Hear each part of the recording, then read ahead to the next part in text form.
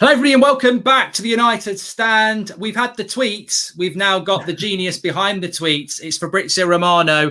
What have you got to tell us, Fabrizio Romano, about Varane? I have to tell you, here we go. Finally, I would say after weeks and weeks of negotiation, finally it's here we go. Rafael Varane is going to join Manchester United. The two clubs are now completing everything, the final details of the agreement, and then it's going to be paperwork time in the next hours or days, but it's just really a matter of time, and then everything will be completed. Personal terms, as we always say, also here has been the agreement has been reached weeks ago, so it was never a problem. And Rafael Varane wanted Manchester United, and he's going to be a Manchester United player. It will take some days for the official announcement because he has to quarantine, so of course we have all the rules, and then it will take some time. But then Rafael Varane will join Manchester United. Just quickly on that quarantine thing, because I'll forget about it in the many questions I want to ask you. But that quarantine thing, is that because he's going to go from Spain to England? And do we know how long that is? Because I saw somebody saying like 10 days. I'm working on it. I will let you know later because I'm working with my sources to be 100% sure. You know, they are also asking to know how many days he has to quarantine. Then I will let you know. I don't know yet 100%, but later I hope yes. Brilliant. And just another question on Varane. What sort of fee do you think has been agreed? Because there's been talk of 60 million, 45 million euro. What are we thinking on that? Because there'll be add-ons, I think. I think it will be around something around 50 million euro. It's still not 100% decided. It's 45 or 55. They're working on the structure of the deal. But today morning, after staying in touch during the weekend, today morning the things were going fast because they said, okay, we are on the point. Now we just need to complete the structure of the deal, but we have an agreement. So it's just a matter of hours to understand also about the fee. But they have an agreement now. They have an agreement in principle. They are going to complete everything on final details, also about the fee in the coming hours. And I think it will be around 50 million euro, yes. What happened? I know we had you on the show last week and you were saying it could be an exciting week, and you're right, it is a week since then. But what is it that from, you know, last week on Friday we had official Sancho, Saturday we had official Solskjaer. Do you think that was a reason, or why has it moved so quickly today between Manchester United and Madrid? Because Madrid have been very quick themselves. They could have dragged this out. Yes, I think because during the weekend, what I've been told is that like on Thursday or it was Friday, when Varane together with his agents told in clear way to Real Madrid that he was not going to extend the contract. But it was not about money. I want to clarify this point, as I always saying in the last hours. Varane was not doing this just because of money. Of course, money are part of life, contracts are part of life of people, so it's not just for football players, but he was not making this decision just because of money. He wanted to try something new, and he's going to speak with Real Madrid, saying, if you can find an agreement with Manchester United, I will be happy because I'm not extending the contract. This was a position from the player. It's about the challenge. He wants to try something new.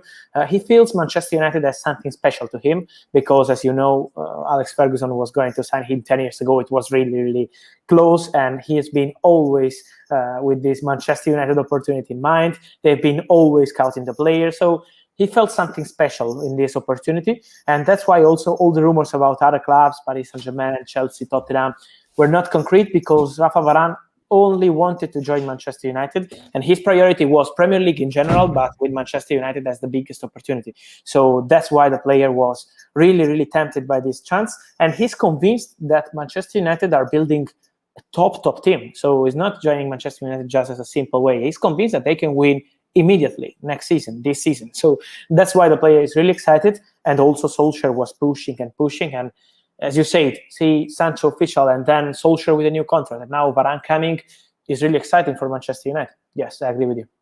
It is, and there are things that follow on from that. So look, we've spoken about Varane. We've had the here we go from Fabrizio there. I'm sure he's very, very busy, and he's going to update us at some point later about how long Varane will have to quarantine, because we can't have an official announcement until he's done his medical, and to do that, he's got to be in the country to do it. So it's not looking imminent that he's going to be holding up the shirt, but we have got here we go, and it is going to happen. What does that do for Manchester United? Because there was a lot of questions I had lined up for you anyway. What does that do in, let's start off with Paul Pogba's situation. There's been talk of PSG. Now there's talk that he will actually probably stay for another year.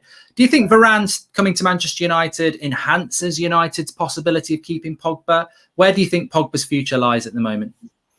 I've been always told during this summer from my sources that it was not advanced between Paris Saint-Germain and Pogba. I've always said this also here. It's always saying that it was not advanced. And as of today, I've been told always the same, that Pogba is not close to join Paris Saint-Germain. Possibility, yes, we can say possibility. They like the player, of course, how not to like Paul Pogba. But at the moment, Manchester United have not received an official bid from Paris Saint-Germain, and also talks are not so advanced. That's why I'm told that Manchester United have chances to keep Paul Pogba at the club this summer. Then it's a risk, because at the moment they have no agreement with Pogba to extend the contract, and with Mino Raiola it's never easy, so we know how high the risk is for Manchester United. But at the moment, it's not something advanced with Paris Saint-Germain.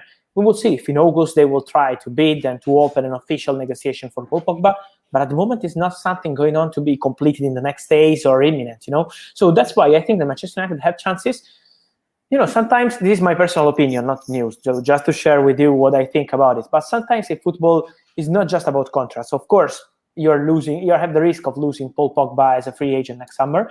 But imagine having Paul Pogba, Rafael Varane, Bruno Fernandes, Jadon Sancho, Edinson Cavani, and many other players, top players. I can imagine it, yeah.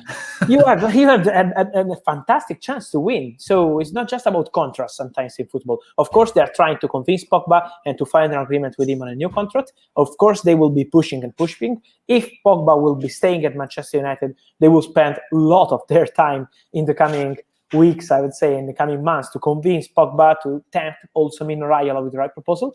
But apart of this, imagine having Paul Pogba and all the other stars that Manchester United are signing in the same team this season. Could be something really fantastic for the club. That's why I would say they have chances to keep Pogba. Yes. I agree. I think at the start of the summer, I would have said, don't let him go into his final year. But what you've said there is absolutely right. You've got Varane, Sancho. Let's risk it for a year and see what we can do with Pogba, because we might win the title and he might say my future's there. A lot of people ask in the chat about a centre defensive midfielder, a midfielder. Do you, I've got a few stories to sort of run by you, but do you sense that's the end of Manchester United's transfer window now? Or are we actively looking at other players? No. I think it's not the end. I would never say that it's the end in July, part of Manchester United in general, because transfer markets at times is about the opportunities, and I can't predict opportunities, but any journalist, we can't predict opportunities, and we have to see what happens. And that's why transfer market is beautiful, and we have to wait and see what happens. But apart from it, I want to say that I'm sure that now it's time for Manchester United also to think about the outgoings. They need to decide about maybe Diogo Dalot and Phil Jones and Nemanja Matic and many things to decide, and let's see what happens with Pogba. And then immediately after to think about a potential right back if Diogo Dalot leaves, and also midfielder if some of the players will leave. I don't know if Matic, or let's see what happens with Van de Beek. We will see. But I would say midfielder and right back are something that could be happening for Manchester United this summer if they have the right opportunity. Well, I hope we do get a midfielder. I've got a couple of things I need to run by you. There was a story yesterday coming in from Spain about Manchester United leading the race for Saúl Ñíguez. I don't know whether you've heard anything about that. I'm told about Saúl that it's a possibility if the deal will collapse with Barcelona, because at the moment Atletico Madrid and Barcelona are in a quiet moment in the negotiation, but it's not 100% collapsed yet, from what I know. So they're talking and see what happens in the next days, if some of the two clubs will change the position. Saúl is open to move to the Premier League, but at the moment he has nothing advanced with United or with Chelsea or with Liverpool. He knows about these three clubs as interested in the situation, but in the transfer market, as I always try to explicate, is not like FIFA. So you can call the agents or call the club to ask about a player, and this is what Liverpool, Chelsea, Manchester United are doing for Saúl, because he's an opportunity. He's on the market now. So if some club are going to pay 40, 45 million euro, they sign Saúl. And that's why the top clubs are now informed on the situation, but they're not talking or in advanced talks with Atletico Madrid yet for Saúl. So I think it will take some weeks to understand before what's going to happen with Barcelona. And then if the deal will collapse with Barca, English clubs could be an opportunity for him, yes. Well, I know we spoke about it last week. What's your feeling about Goretzka at the moment? Do you feel that is a maneuver to get a new contract, or do you think there's genuinely a possibility for him to leave this summer? I think it will be really difficult. Knowing Bayern Munich policy, will be really, really difficult to sign a starter and key player for Bayern Munich with a new manager in the club that needs to have new leaders in the club. And so he needs to have players like Goretzka, a German player also. So he's not just a top player, but he's a German player. to sign him this summer, in my opinion, will be really, really difficult. And he's still negotiating with Bayern Munich on a new contract. So that's why I think it will be really complicated. Then if they will break the negotiation, we will see. But at the moment, it's not something imminent for Leon Goretzka. We had a story in the UK today about United wanting a midfielder, but probably having to sell to buy. This is something you've been saying to us for a few weeks. United probably going to have to sell to buy. Is there any news you're hearing about players and leaving United? Because that is one area that it's been quite quiet around at the moment. Maybe Jesse Lingard, but that seems a bit undecided at the moment. Lingard still undecided. We will see what happens with West Ham in the next days. But as you say, it's still quiet at the moment. I will keep an eye on Matic's situation, because if they want to sign a new midfielder, I think Matic could be one of the players to leave the club. At the moment, for Van de Beek is still quiet, and the player, I'm told, is training so well. He's working so hard, so he wants to show his skills at Manchester United. So we have to see what happens with Phil Jones and with Diogo Dalot, because for Diogo Dalot, AC Milan are preparing a new proposal. It will be a loan with buy option again, but Manchester United want around 4 or 5 million euro as loan fee. It will be a huge loan fee for Diogo Dalot, and AC Milan would be paying also the salary, the full salary of Diogo Dalot. So it would be an interesting deal for Manchester United. But at the moment, AC Milan are still not paying this fee. So let's see if Manchester United will accept something less than 4 or 5 million euro for Dalot as loan fee. And also they have to decide about the buy option. So I think Dalot could be one of the players to leave the club, because he's really tempted about the opportunities of rejoining AC Milan. But I am 100% sure that if Diogo Dalot will be staying at Manchester United, he will do his best. And I always say I love this player, so I'm convinced that if he will be staying, he will show all his skills at Manchester United, 100%. And I presume with Matic, if he did go, I'd probably say Italy would be a good place for him. He's that sort of maybe even Roma. Could be an opportunity. Italy could be an opportunity. Yes, why not? He was close to Inter and AC Milan in the past. Now Juventus are focusing on different players, but always looking for midfielders. We will see. Maybe, yes, Matic could be one of the players to keep an eye on if United will decide to sign a new midfielder.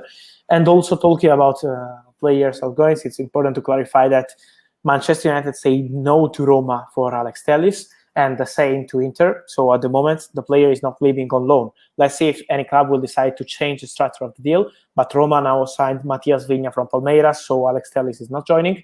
And I'm curious to see what happens with Inter. Just 2 stories to talk about. I don't know I'm sure you know what's going on with Erling Haaland, because he would be one of the biggest transfers this summer or next summer. We saw a story today.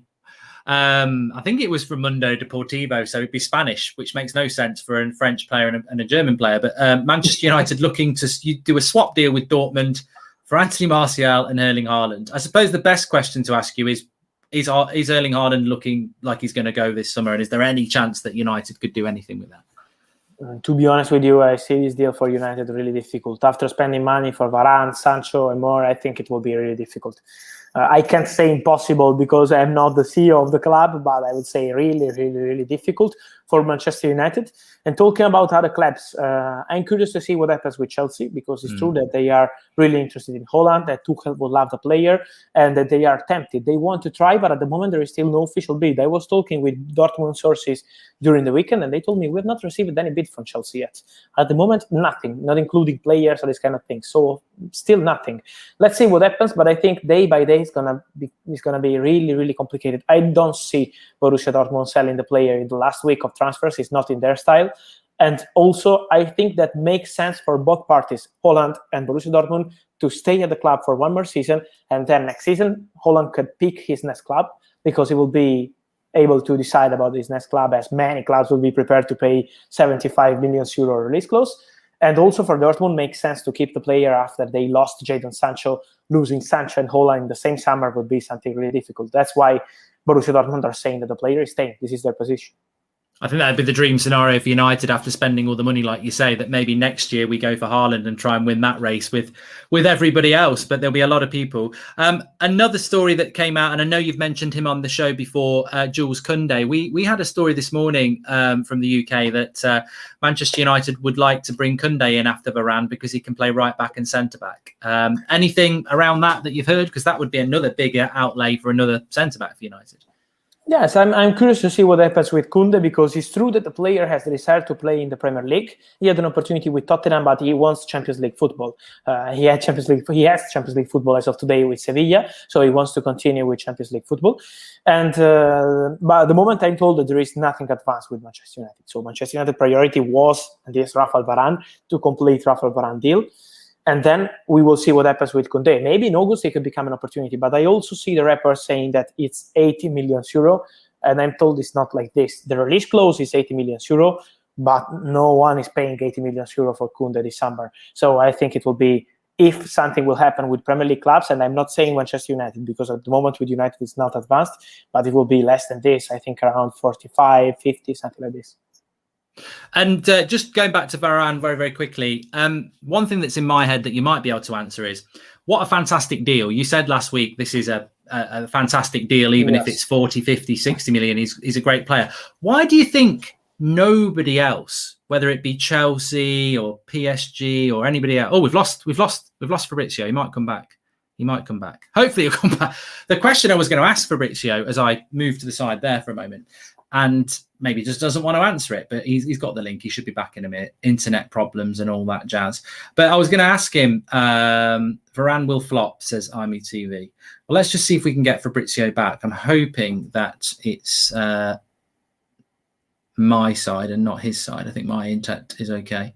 We're still live, I take it, everybody. We're still live. We are still live. We will stay live because there's a lot of things to talk about, but I'm hoping he's going to come back. Come back, Fabrizio. Please come back. We've got one question that I just wanted to ask. But here we go. On the show. So that was good. We're filling air here a little minute. Is he going to be... Come back, Fabrizio, please. We've got nearly 30,000 people watching. Make sure you smash a like on the video and subscribe. He's back. He's coming in. He's coming in.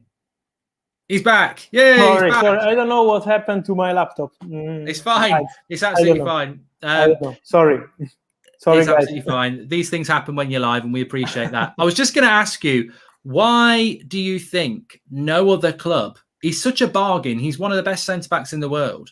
Why is it that Manchester United have been able to do this deal quite easily, really, just dealing with Real Madrid, no competition? Or do you think there was competition and he just said, I want to go United? No, I think there was competition. I think, yes, Paris Saint-Germain had the priority with Sergio Ramos. It was also about the leadership. You know, Varane is a fantastic centre-back. Sergio Ramos is one of the biggest leaders in football of the last 20 years. So that's why they were needing to replace Thiago Silva also in this kind of player and kind of leader. So they wanted Varane, but Ramos was a free agent, was a big opportunity, and that's why they decided to go for Ramos. But Varane was in their list, and also Chelsea were thinking about Varane, but it was not the priority for Chelsea. They were not desperate to sign a new centre-back this summer after the second part of the season with Rudiger and many players doing so well, so they were not desperate to sign Varane, and that's why the player was feeling that Manchester United were really, really convinced and pushing to sign him. For other clubs, was not maybe the biggest priority. He was not the top target. And for Manchester United, yes. So also the way how Manchester United were approaching him and his agents was something different. And that's why the player had the feeling and he wanted to join Manchester United. Definitely. And one thing that was just asked, somebody was asking there when you were gone, do you think United will now sell Eric Bailly? Do you think he will leave the club now? You talk about Bailey, yes? Yeah, Eric Bailly. Yes. I think no at the moment, because when he had the opportunity with Inter to sell the player, Inter wanted him as a free agent, but they had some opportunities also from Spain, and they were really convinced in keeping the player and extending his contract. So after the new contract, I think it's not something imminent in this case, maybe in the last days on the window, but I don't see him leaving in the next days, and I'm told that there is nothing advanced at the moment. So I won't be surprised if he's staying. Fabrizio, I know you're very busy normally. I imagine you are ridiculously busy today. We are so grateful for getting you on, especially within an hour of you putting the tweet out as well. So, and actually saying the words on the show. I mean, that's just, we'll have to frame that somewhere. You know, Fabrizio Romano saying, here we go on Rafael Varane is something I don't think many of us thought we would have anyway. He's such a good signing. So thank you very much for popping on. Thank you. Also, big pleasure to be together. Thank you guys also for your messages in the chat. I really appreciate it. And thank you again. See you next Monday. Thank you, Fabrizio. Take care. I know you're going to be busy. See you in a bit. Thank you. Bye. Bye-bye. He is very busy. I can stay around for a little bit. Let me just, he's done it for me there. Ryan's a star. Make sure you smash a like on the video and subscribe. I'll summarize what Fabrizio said for those who joined a little bit late. This is why you need to subscribe. Bottom right-hand corner, get your notifications on because we go live and then you might miss bits. But I'll go through what Fabrizio Romano has said. We spoke about Haaland. We spoke about Pogba, Saul Niguez, Matic, Koundé, a hell of a lot discussed on the show today. But I think the big takeaway there for me is what he said at the end. And I'm glad he came back, Fabrizio, because he could have gone then. And he came back and he answered that question, which for me is the most important one. How have United done this deal? You know, how have we done this deal? One of the world's best centre-backs with a year left on his contract is a bargain. Where were Chelsea? Where were PSG? Where were everybody else? Well, Fabrizio said there was interest from other clubs, but Manchester United won this race. Chelsea maybe didn't want to get in the race. PSG going for Ramos because he was free, maybe. Other clubs interested, but just didn't fancy the race that United were going to run. And I think it's a very interesting thing because I don't think many people have thought that through. How have we won this race for a player that's got 1 year left on his contract? He's 28 and he's one of the world's best centre-backs. People will have been interested, but United have taken advantage of a very, very, very prosperous situation. Also, Matic, that's a big takeaway from me. If you're a Manchester United fan, you think deeper than the headlines. And when we asked Fabrizio there about who is going to be the signing for Manchester, who are Manchester United going to move on, it's interesting that the name Nemanja Matic came up first. For the first time this summer, I'm hearing something quite positive about who should be leaving the club. Manchester United have got a signing there in Rafael Varane, which is absolutely fantastic. And Bo says he's gassed, which is great. I think that with regards to Fabrizio mentioning Matic, if we're going to buy a midfielder, he said, if Man United are going to buy a midfielder, watch the situation with Matic. That makes the most sense. Every time I think about it, we're not going to sell McTominay. We're not going to sell Fred. Pogba's probably going to stay for a year. If you're bringing another midfielder in, that's 4 people for 2 positions because you've got Van der Beek and Bruno as well. So that makes it 6 with Matic. One of them's got to go. McTominay's not going. Fred's not going. Pogba's not going. Van der Beek's probably not going. And Bruno's not going. So Matic is the one that's got to go. And Matic is the right one to go. We saw it at the weekend. He just hasn't got the legs for this anymore. So hopefully Matic will be the player that goes. And then we can bring a CDM in. And I agree with a lot of what people are saying as well. Keep Dalot. And don't bother with a backup right back. Just go for a midfielder. I do agree with you on that one. So Matic could be going. Nothing firmed up on that, but we were just having a chat about who might go. It's still open season on Lingard as to whether he's going to go enough. But we do have talk of maybe Matic going. On Erling Haaland, the story is that Manchester United are looking to do a swap with Martial. I think you can get from Fabrizio Romano's reaction that is not a story that we can pay any attention to. No. Marcus says, what's happened with Camavinga? Camavinga at the moment is looking unlikely. It's something Manchester United are monitoring, but it's not developing. Haaland, forget about it. The money that would be involved in that, United don't have. So I wouldn't even waste your time thinking about Erling Haaland. Of course, we did get the Fabrizio Romano, here we go, whilst we were on air, which was fantastic. Fabrizio also talking about we're going to have to sell to buy. Selling to buy isn't necessarily about the value of the player as well. Because, you know, Matic frees up wages and frees up a pace in the squad. So it might not be that we need to sell. I think some people think when we say we need to sell to buy that we've got to create 40 million to spend 40 million. It might be that we just need to sell. We need to clear somebody out and clear a wage off the squad to bring somebody in. So we could sell Matic for 5 million and we could spend 40 million on a midfielder. That could happen. I like this from Yellow Bathing Suit. He says a player who wants to join us and not for a big payday is very, very, very refreshing. I'm excited. I saw Fabrizio say this on Twitter. You heard him say it on the show a few minutes ago. This is not about money for Varane. There is a project that is exciting to him at Manchester United. He's aware of the Manchester United interest from 10 years ago. I think he's a big fan of Rio Ferdinand, or he was at the time, maybe Vidic as well, I don't know. But 10 years ago, Sir Alex wanted him. He chose Real Madrid. He's now got an opportunity to come to Manchester United. And from what Fabrizio was saying, if he was going to leave Real Madrid, Manchester United was the club he wanted to come to. Yes, it's about money in the sense that it's his last big contract, but it's also about Manchester United's the club he wants. Manchester United is the project and the fresh challenge that he wants. So I think that is very exciting as well. You spoke about Koundé. Koundé has been linked to us, but look, the thing that the reason we're not getting Koundé, and I spoke about it on the morning show, the reason we're not getting Koundé is because of the money. The money involved in that is massive, like massive. Koundé would probably cost. Arsenal are going to spend more on Ben White than we do on Varane. Let that settle in for a minute. I'm not bantering Arsenal, but whoever buys Koundé will spend more on Koundé than we do on Varane. Whoever buys Pau Torres will probably spend more or less the same we've spent on Varane. What we've spent on Varane, look at his CV, look at his age. We're getting a prime world-class centre-back with a CV better than most players in world football. And yet Arsenal are going to pay the same amount for Ben White.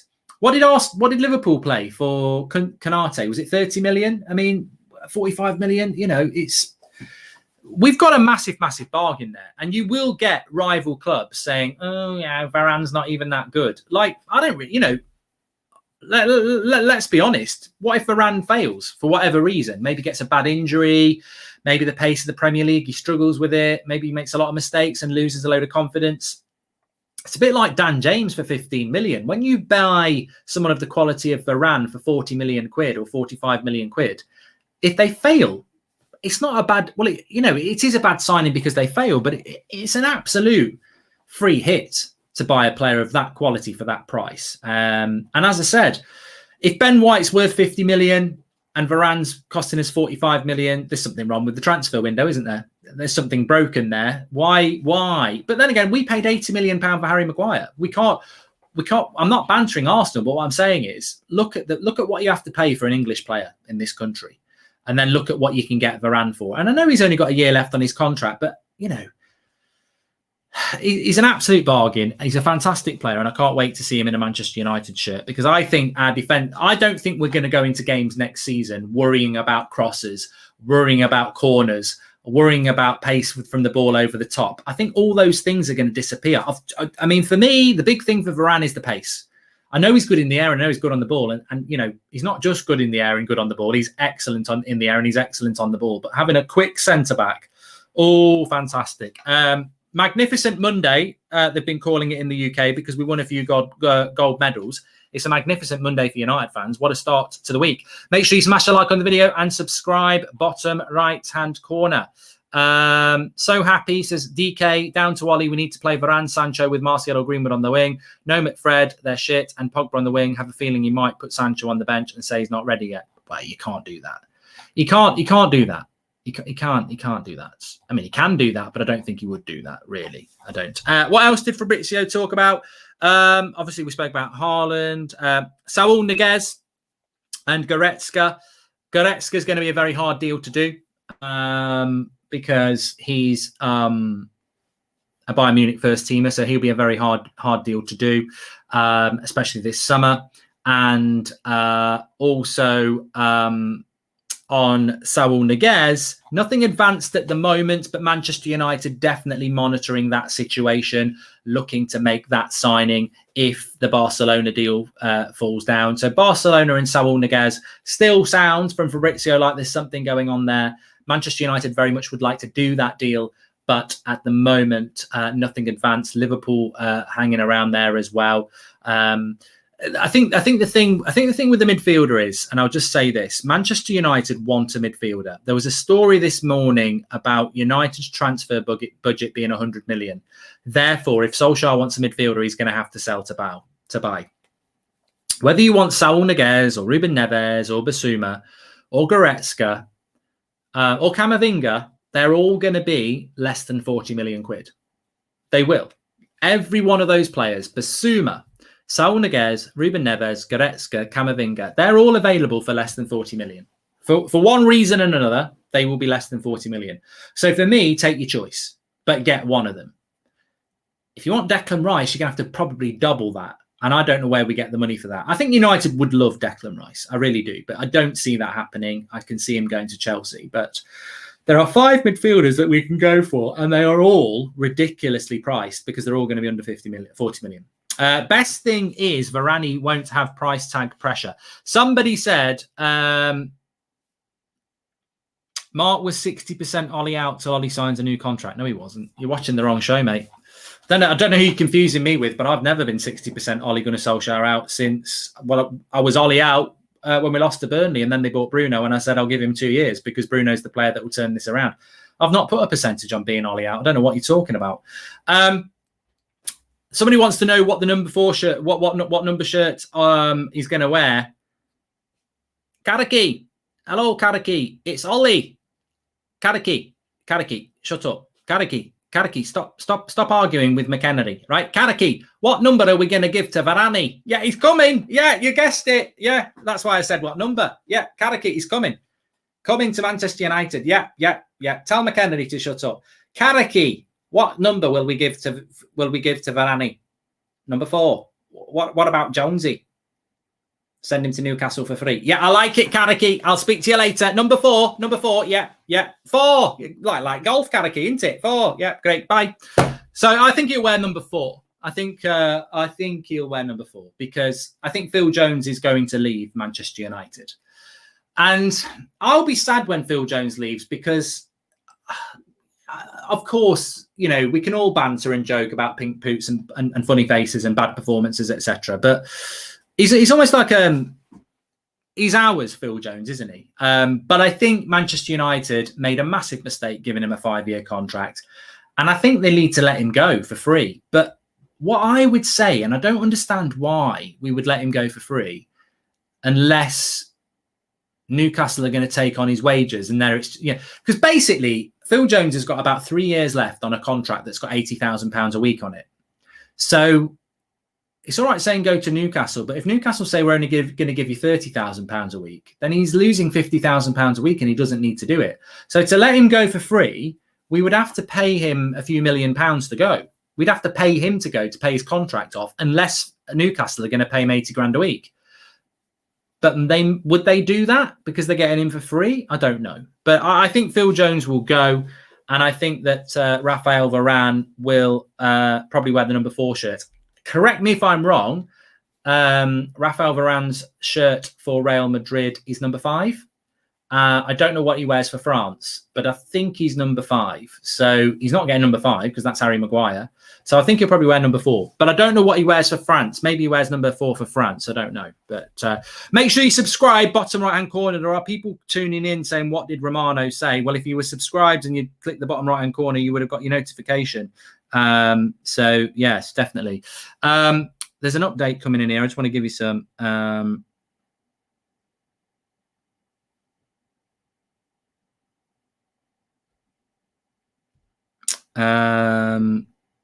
thank you very much for that. He wears number 4 for France, as Johannes. There you go. Let's put him on the screen. There you go. A bit of a shout out for you there, Johannes. He wears number 4 for France.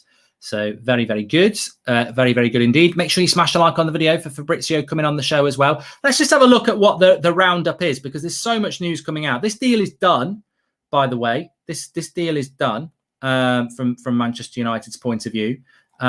We've got it done. It's all over. Manchester United have secured the signing of Raphael Varane. And also, that's just something I wanted to add in as well. Of course, very, very important this. Fabrizio did say to us that Manchester United will probably have to take a few days to confirm this signing because of quarantine issues. Now, we did try to pin Fabrizio down on how long those quarantine issues would be. But ultimately, he said that he's got to find that information out for us. And he'll probably be tweeting that out sometime later. So it might be 15 for Francis Finley. Okay. But he's not basically Varane is not going to be holding the shirt up anytime soon because he's going to have some level of quarantine to come into the UK because of COVID. I don't know what those rules are at the moment. I mean, I'm sure some of you follow it more intriguingly than I do, but it could be 10 days. I think when you come back from holiday from Spain at the moment, you have to quarantine for 10 days unless you've been double jabbed with the vaccine, which I don't think many footballers have. So, but then he's a professional sportsman, so there might be a way through that, which we saw in the Euros, etc. So there we go. How do you rate Christian Romero as a backup defender? I think it's interesting that that we are looking at another centre back. we'll have to wait and see what happens with that. I mean, I'll be very disappointed if we buy another centre-back and we don't buy a midfielder. Varane did train this morning with Real Madrid. We were told he didn't, and then apparently he did. So, yeah, that's that did happen. So well done to Varane for that. He did do that. He did train today. Fantastic. So, yeah, I mean, look, if somebody's panicking there about the 10 days, if he does have to quarantine for 10 days, that would take us through to Thursday of next week, which would mean that he would not be able to play for the Everton game probably, but would be fit to play for the first game of the season. Be nice to get him involved for the first game of the season against Everton, but he is in pre-season training. And I suppose the problem is if he quarantines for 10 days, where's he training? You know? What if Varane wears 15 like Vidic? And what's happening with Matic, Andreas Delo, James? They aren't good enough for United, says Sihan. Well, Fabrizio did mention a potential sale of Matic. We'll have to see whether and how that develops. But look, how are you all feeling? How are you feeling about this deal? Because I'm sure you're very excited and I'm sure you're very, very happy. Delo's back in training today with Manchester United. I'd imagine Lindelof is as well. I wonder how, I tell you what, I wonder how Lindelof is feeling at the moment. He must have known this was coming, but I suppose as a professional sportsman, you just hope that it doesn't happen. But I don't think we're going to see Lindelof starting much next season. I think we're going to see him sat on the bench, and I wonder whether he's happy to do that. Do you think Raphael Varane and Maguire will rotate with Lindelof? Because I don't, and I wonder how many games Lindelof's going to get, and I wonder what Eric Bailly's going to think. Which is why I asked Romano, "Do you think Bailly will go?" He said, "There's nothing imminent at the moment, but." Remember, Eric Bailly, 1 year left on his deal, signed a new contract at the club, and he did say, you know, I'm here to play. He's quite vocal about things like that. He's playing in the Olympics at the moment. If you're Eric Bailly, and I mean, look, to be honest with you, if Bailly's fit and Lindelof's fit, we've got two very good backup centre-backs there. Varane and Maguire, it's unlikely they'll play all season. You'd expect one of them will pick up an injury at some point. You bring Lindelof in, he's fine. You bring Eric Bailly in, it's fine. But... you know, they will get to play in the Carabao Cup, I suppose. But we've got 4 competitions to play, yes. But I suppose the issue is whether Victor Lindelof and Eric Bailly want to sit on the bench for, you know, vast portions of the season. I don't know. We'll have to see. I'm applying to be a strength and conditioning coach at Manchester United, says the Hello Man. I am on Twitch tonight. I'm restarting a career mode on Twitch tonight at about 10:30. So I will be on Twitch tonight, Goldbridge TV, if you want to watch me on there. Bailly couldn't play with Lindelof behind him, let alone with Varane coming in. So it'll be tough, says Dusan. Yes, it will.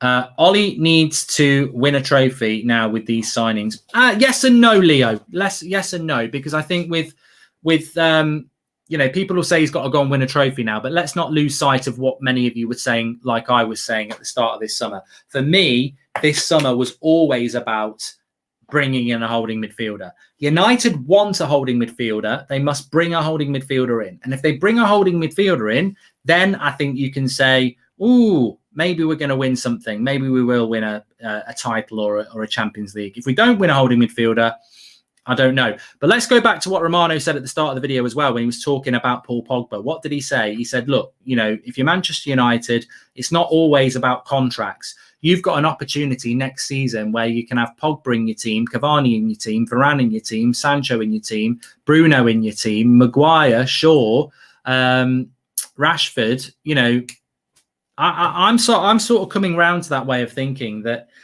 I don't want Pogba to leave in the next 6 weeks.